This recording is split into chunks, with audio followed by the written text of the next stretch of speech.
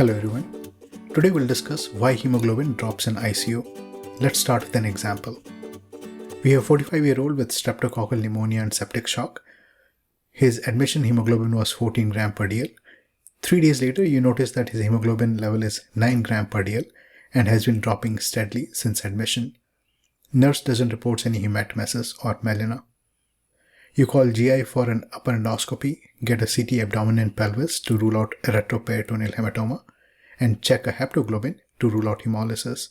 Everything comes back normal. So, what caused this drop in hemoglobin? Welcome to ICU Physiology Insights. Here the goal is to move beyond surface level thinking. On this channel, we discuss pathophysiology, mechanisms, and evidence in medicine.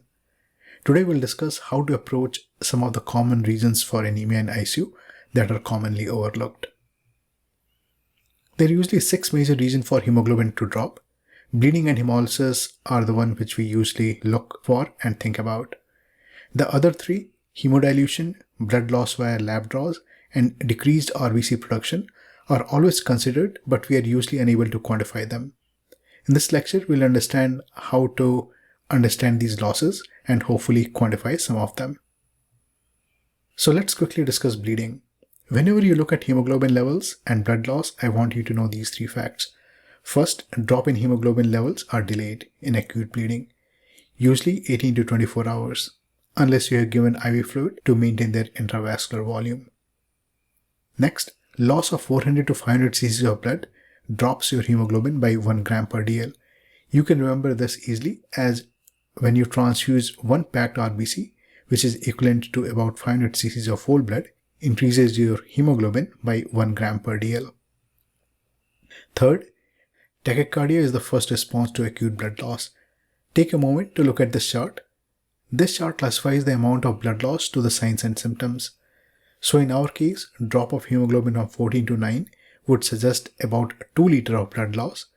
If this was indeed the case, your patient will be tachycardic and hypotensive, possibly requiring vasopressors.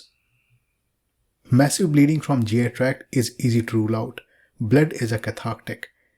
It will come out either as melena or bright red per rectum or vomited out in form of hematemesis. One of the labs that you can look at is BUN, but the sensitivity of this test is low. Moreover, this test is useful only for upper GI bleed, as BUN is generated by gut bacteria when they encounter blood coming from the upper GI tract.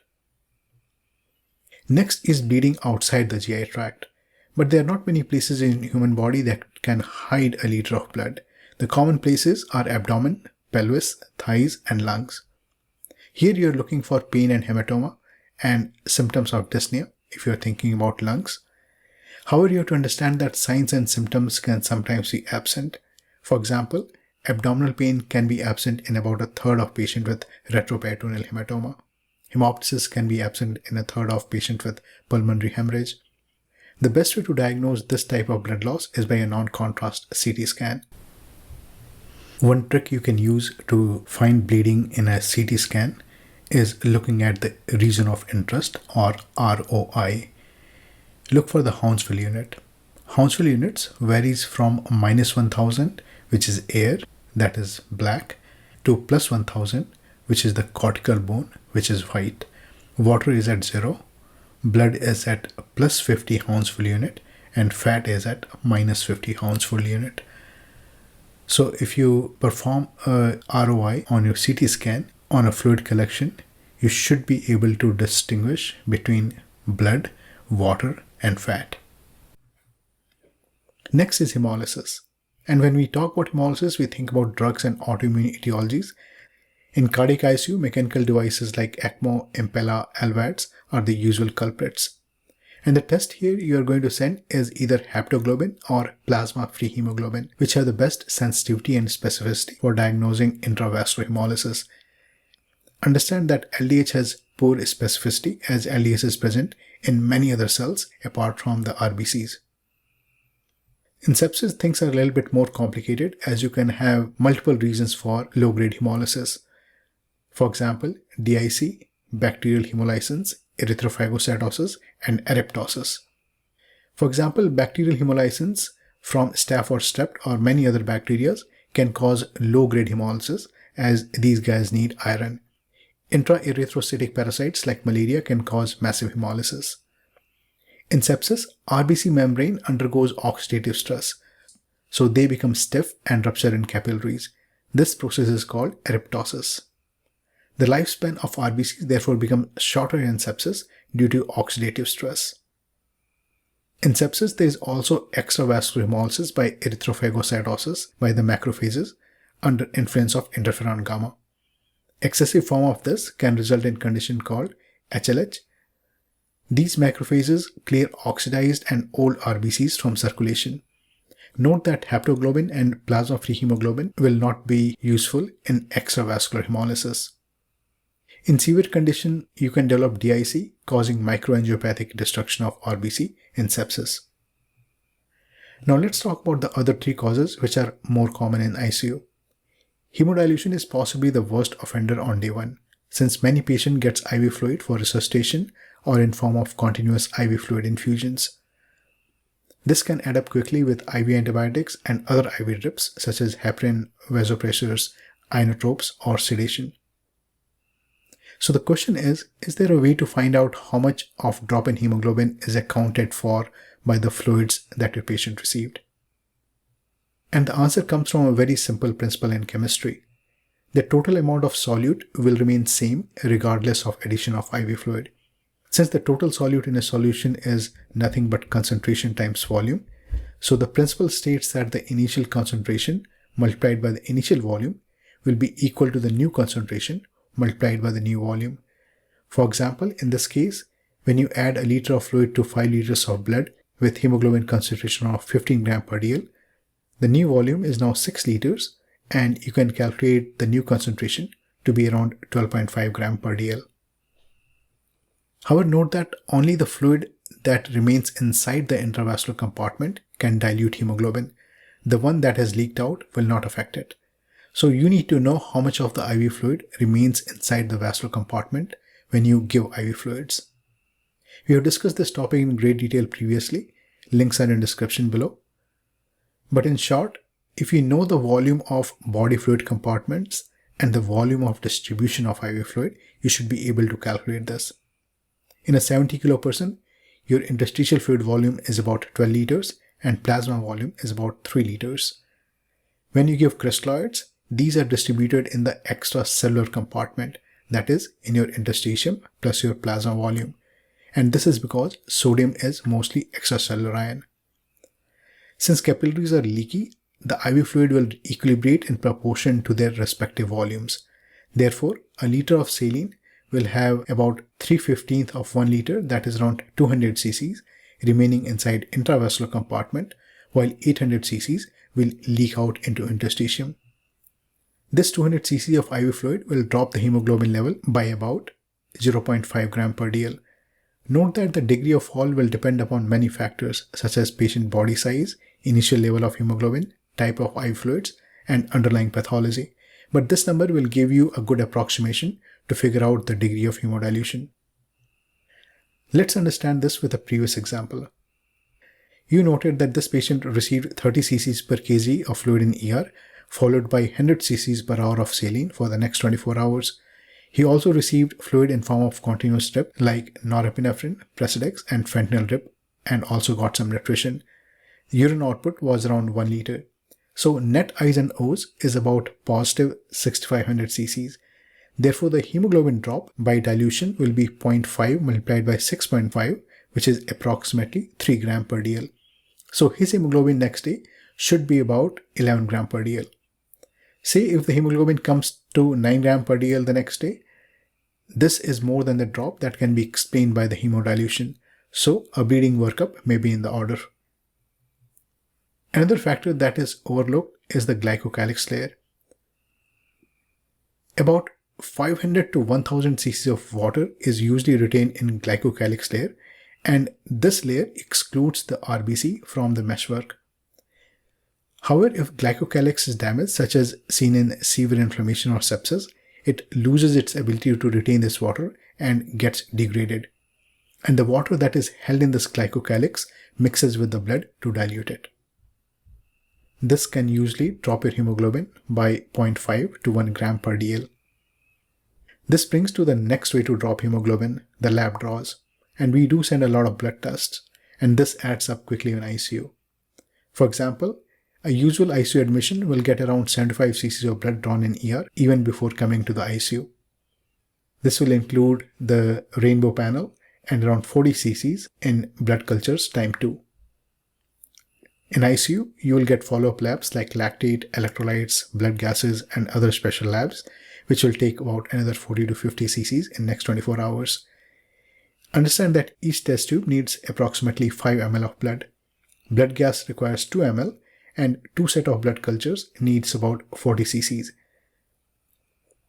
And if the blood draws is performed from central lines, about 10 ml is discarded per round of the lab draws. In this large review with 9 interventional studies and 29 observational studies, author found the amount of blood taken by phlebotomy amounted to 10 to 377 ml per patient per day. Sicker the patient, more the loss. In another study, in ECMO patient, the average daily blood draws amounted to about 130 cc's per day while the patient was on ECMO. Let's say our patient had multiple lab draws in the course of 3 days. You should be able to add up the total amount of blood sent in labs. In this case, it comes to about 300 ml. As we talked about before, loss of around 400 to 500 ml of blood should drop the hemoglobin by 1 gram per dl. So in our case, there was probably a drop of 0.75 gram per dl via the lab draws. Lastly, let's talk about decreased production. Since this is a slow process, its effects are not readily visible, but it becomes important in patients who are in ICU for an extended period. So how do you know how much blood your patient is making every day? Reticulocyte count can give you a very good idea of RBC turnover rate. You can use this number to figure out how much blood your patient is making daily. One way to think about it is you lose 1 RBC every 120 days, and to replenish it, you make 1 RBC every 120 days. Therefore, the normal retic count will be 100 divided by RBC survival. That comes out to be 0.8%. However, the percent retic count is calculated from the total number of RBCs, so we have to correct it for anemia. Since there is a relationship between hemoglobin levels and RBC count, hemoglobin level is usually used for correction. Let's understand this with an example. If you have a patient with retic count of 1% with hemoglobin of 14 and another patient with same amount of retic of 1% but with hemoglobin of 7, even if the percentages are same, the total number of retics is much lower when hemoglobin is 7, since percentage was calculated from a lower denominator. Hence, percent retic will be falsely elevated with anemia. So, retic count has to be adjusted for the degree of anemia by dividing patient's hematocrit by normal hematocrit, which is about 45. When anemia is more severe, more younger reticulocytes are recruited into circulation. This increases percent retic count but does not reflect the increased production rate. So this has to be corrected as well. For example, if your hematocrit is 25, the retics which would have spent another day for maturation in the bone marrow are now recruited in the circulation. This didn't mean that you had increased production. It just meant that you recruited this reticulocyte which needed another day in bone marrow before becoming functional. This gets us to absolute reticulocyte index, which corrects for both anemia and reticulocyte lifespan. Normal ARI is about 1%. But if you're anemic, your body makes more reticulocyte. So your ARI more than 2% is a good response. How high can it go?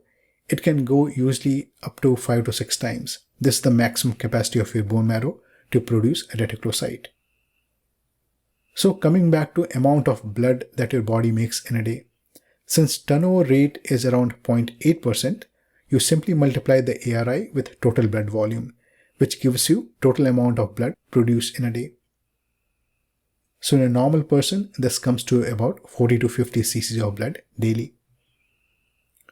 If you have enough iron stores and other raw materials and a normal bone marrow, your bone marrow can upregulate RBC 5 to 6 times. It's to its maximal capacity, which is about 200 to 250 cc's of blood daily. Let's do an example. Your patient hemoglobin is 7 gram per dl, that is around 22% hematocrit, and the retic count is 15%. You calculate the absolute reticulocyte index, and this comes out to be 3.6%. This means that this patient is making around 180 cc's of blood daily. So this is pretty adequate. Now let's look at our patient. His hemoglobin was 9 gram per dl, that is 27% hematocrit. His retic count came out to be 2%. Now this retic count looks good, but you have to calculate ARI to correct for anemia and lifespan. And this comes out to be 0.6% only. And we understood that a good response was ARI more than 2%. So this person is making only 30 cc's of blood per day, which is not good, as he should be making up to 200 cc's per day. Low retic count is commonly seen in severe inflammation like sepsis. So coming back to the case, you note that the net I's and O's in 3 days is now 8 liters. The total amount of lab draws amounted to about 300 cc's. You notice that he was in septic shock, so his bone marrow is probably suppressed with low retic count. He possibly came in with some degree of dehydration, so his hemoglobin was likely slightly lower than 14. And given the degree of sepsis, most likely he had some degree of extravascular hemolysis when his macrophages removed old and stiff oxidized RBCs. So when you adjust for the above factors, the hemoglobin should come out to be around 9 gram per dl, which is what you note on the lab. Next time when you look at hemoglobin in ICU, try to adjust for these incipient factors. Once you start doing it regularly, you will become really good at it. So in summary, look at the incipient causes of anemia in ICU along with the blood loss and hemolysis. It will help you prioritize consults, send fewer labs, and cause less iatrogenic complications. Hope this was useful. Thank you.